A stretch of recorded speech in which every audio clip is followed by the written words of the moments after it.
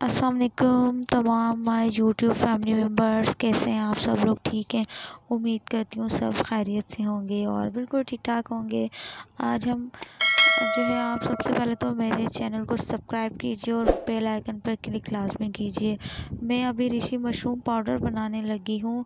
इसको बनाने का तरीका भी आप लोग देख लें और इसको पीने से जो फ़ायदा होगा, वो सबसे पहला फ़ायदा तो ये है कि ये आपके जिस्म से डिटॉक्सिफिकेशन करता है, फासिद मादों का इखराज करता है। दूसरा फ़ायदा ये है कि ये एंटी एजिंग है।